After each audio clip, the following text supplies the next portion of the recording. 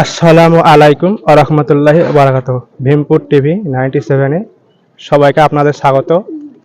আশা করি আপনারা অনেক ভালো আছেন, আমি অনেক ভালো আছি। তো আপনাদের জন্য আবারও নতুন একটি ভিডিও নিয়ে হাজির হয়ে গেলাম। অস্বাভাবিক মল বা খারাপ মল পার্ট 3। অবশ্যই আপনারা দেখতে থাকুন। এই পার্ট 3 খারাপ মলের এটাই শেষ পার্ট। আবার অন্য কোনো ভিডিও নিয়ে আবার হাজির হব। তো আপনারা ভিডিওটা দেখতে থাকুন, ভিডিওটা স্কিপ করবেন না, যাতে আপনাদের কোনো জায়গায় বুঝতে অসুবিধা হয়। তো 1 নম্বর কারণ, আপনাদের কবুতরের কোনো বিষক্রিয়ার ফলে আপনাদের কবুতরের পায়খানা দেখবেন বাদামি রঙের হবে। ধরুন কোনো খাবার নিয়ে এসছেন, ময়লা ধরা খাবার, ওই খাবারে কোনো বিষক্রিয়া বা কোনো কীট পতঙ্গর ওষুধ মিশানো থাকলে অবশ্যই এটা ভালোভাবে ধুয়ে খাবেন। এতে খাওয়ালে পরে আপনাদের কবুতরের পায়খানা বাদামি রঙের হবে। অবশ্যই এটা দেখবেন, এতে আপনারা বুঝতে পারবেন আপনার কবুতর অসুস্থর কারণ।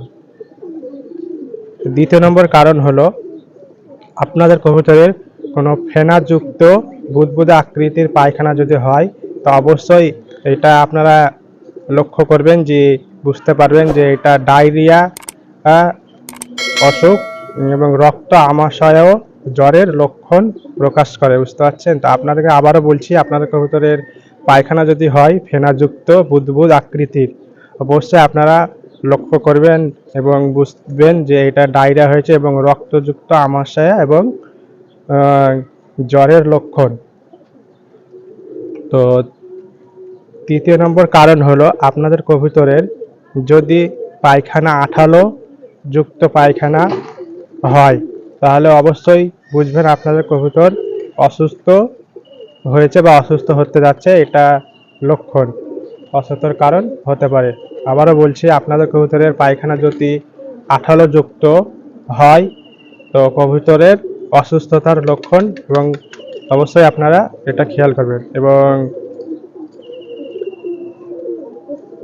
4 নম্বর কারণ হলো, আপনাদের কবুতর যদি কবুতরের মল দেখবেন যদি ঘোলা ও ফ্যাকাশে রঙের হয়ে থাকে, অবশ্যই আপনারা বুঝবেন এইটা কি অসুখ বা কি অসুখের লক্ষণ। অবশ্যই আপনাদেরকে বলবো, তা আপনারা আবারও বলছি, অবশ্যই আপনারা ভালোভাবে শুনুন। কবুতরের মল যদি ঘোলা বা খয়েরি ফ্যাকাশে রঙের হয়, আবারও বলছি, কবুতরের মল ঘোলা এবং খয়েরি ফ্যাকাশে রঙের হয়, অবশ্যই আপনাদেরকে বুঝতে হবে এটি আপনাদের কবুতরকে ইকোলাই রোগে আক্রমণ করেছে। এটি একটি হলো। এবং আজকের মধ্যে এটুকুনি।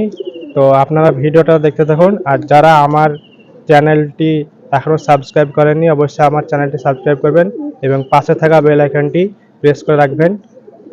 এবং যারা ফেসবুক পেজ থেকে দেখছেন, অবশ্যই আমার চ্যানেলটি ফলো করবেন। তো আপনাদেরকে বলছি, আমার চ্যানেলটি লাইক, কমেন্ট, শেয়ার করবেন এবং অবশ্যই আমাকে কমেন্টে জানাবেন আপনাদের কবুতরে কী কী অসুস্থ হয়েছে বা অসুখ হয়েছে। তো অবশ্যই আজকের মতো এটুকুনি। ধন্যবাদ।